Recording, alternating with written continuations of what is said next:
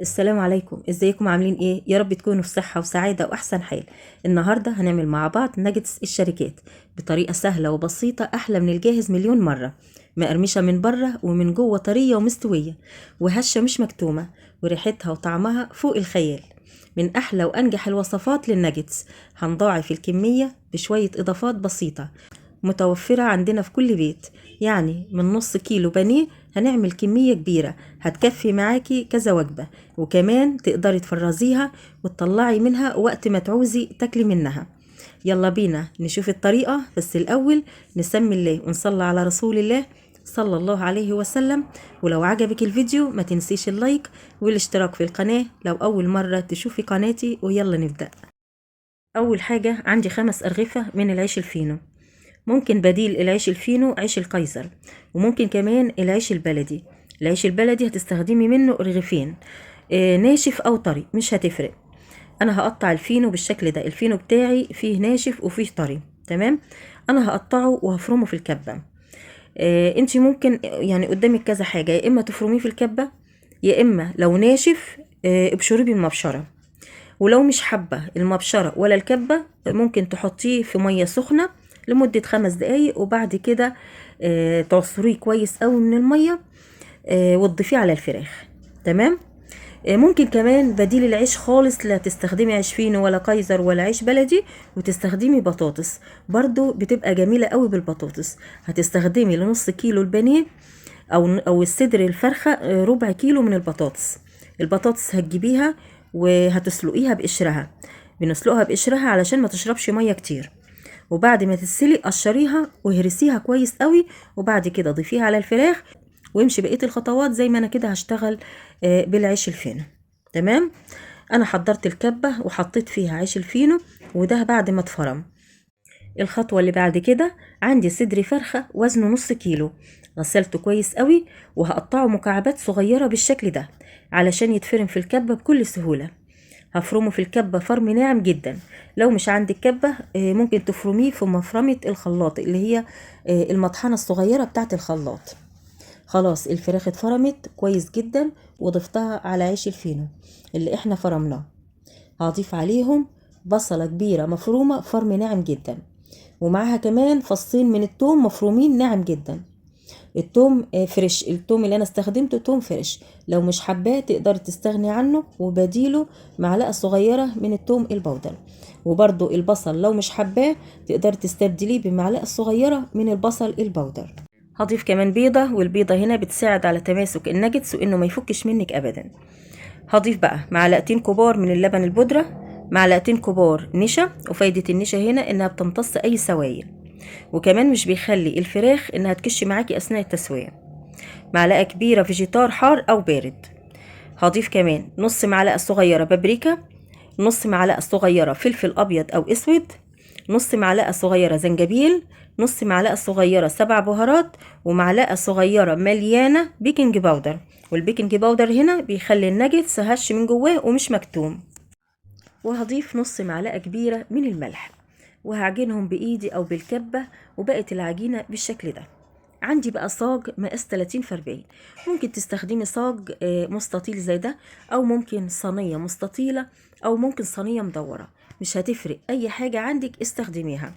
هدهنها بدهنة زيت، وبعدين فردت فيها كيس بلاستيك، ودهنت برضو الكيس البلاستيك من فوق بدهنة زيت علشان عجينة الناجتس ما تلزقش فيه. ونزلت بعجينة الناجتس في الصينية ونفردها كويس جدا. وممكن كمان تدهني ايدك بالزيت علشان تعرفي تفرديها وتسويها، علشان العجينة الناجتس ما تلزقش في ايدك.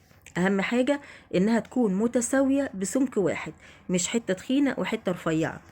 وبالسكينة نقطعه شرايح بالشكل ده بالمقاس اللي انت حباه. انا بصراحة بعد ما قطعته حسيت ان القطع هتبقى عريضة قوي، يعني لو حبيت احطها في رغيف فينو هتبقى طالعة بره الرغيف قوي. فرجعت تاني خليت القطعة 2. طبعا بعد انا ما حطيتها في الفريزر طلعتها، فحسيت انها يعني القطعة هتبقى عريضة قوي، فقسمت الواحدة 2 بالطول. تمام. فانت شوفي المقاس اللي انت حباه والمناسب معاكي قطعيه. بتقطعيه بالطول وبعدين بالعرض. وبعد ما بنقطعه بنغطيه برضو بكيس تلاجة، وبعد كده بندخله الفريزر ونسيبه لمدة 6 ساعات علشان القطع تبقى متماسكة. تعالوا بقى نحضر الكفر اللي هنغطي بيه الناجتس قبل ما نخرجه من الفريزر. عندي بولة هضيف فيها كوباية دقيق ومعلقة صغيرة مليانة بيكنج باودر، ونقلبهم ونضيف عليهم كوباية ونص من المية بنفس الكوباية اللي عايرنا بيها الدقيق، ونضيف نص معلقة صغيرة فلفل اسود وملح ونقلب. وده القوام بتاعه، لا هو خفيف ولا تقيل. وعندي حوالي نص كيلو من الكريسبي بنجيبه من عند العطار، ده شكله بيبقى خشن حبيبات بالشكل ده. بجيبه وبطحنه طحن ناعم بالشكل زي ما انتوا شايفين كده، وبضيف له كوباية من البقسماط. ضفت الاول نص كوباية ورجعت ضفت نص كوباية تانية. فايدته انه بيخلي الناجتس مش مقرمش قوي، يعني مش جامد قوي او ناشف قوي. قلبت البقسماط مع الكريسبي بالشكل ده. وده الناجتس بعد ما خرجته من الفريزر. هنعيد على التقطيع بتاعه بالسكينة مرة تانية علشان نخرجه بسهولة. ولو لقيتيه جامد ومش عارفة تقطعيه، سيبيه دقيقتين 3 بس وبعدين قطعيه، هيتقطع بكل سهولة. شايفين ما شاء الله حجم القطعة وسمكها جميل جدا ومظبوط جدا. دي واحدة كنت انا فكتها الاول. مش هنفك الصاج كله، هناخد شوية منه وندخل الباقي الفريزر علشان يفضل متجمد وما يفكش مننا، علشان لو فك مننا مش هنعرف نمسكه خالص. وكل ما تحتاجي منه طلعيه وخدي منه على قد استخدامك. هاخد بقى كل قطعة واحطها في الخليط السائل، وبعدين نحطها في خليط الكريسبي ونغلفها من كل الجوانب، ونرجعها تاني للخليط السائل، وبعد كده نرجعها تاني في الكريسبي علشان يعمل طبقة حلوة من القرمشة. لو حسيتي ان الناجتس فك وطري معاكي، دخليه الفريزر يتجمد شوية وبعدين خرجيه تاني وكملي. هتخلصي الكمية كلها بنفس الطريقة. لو وصلتي معايا لحد هنا ما تنسيش تدعميني بلايك وتشرفيني باشتراكك في القناة لو أول مرة تشوفي قناتي. وعلشان بقى تحتفظي بيه في الفريزر مدة أطول، حطيه في أطباق ورصيه بالشكل ده. ما شاء الله نص كيلو بانيه عمل لي كمية كبيرة جدا، حوالي 50 قطعة. هناخد منه كمية نقليها والباقي هنخزنه في الفريزر. هيقعد معاكي على قد ما يقعد، مش هيجراله حاجة خالص. وقت ما تحبي تاكلي منه خرجيه من الفريزر وتقليه على طول من غير ما يفك منك. في طاسة بقى على النار، وأول ما الزيت يسخن هننزل بقطع الناجتس بتاعتنا وبنسويه على نار وسط علشان يستوي معانا كويس. وبعد ما ياخد لون نقلبه على الناحية التانية، يعني شوية على الناحية دي وشوية نقلبه على الناحية التانية، تمام، لغاية لما يدينا لون حلو.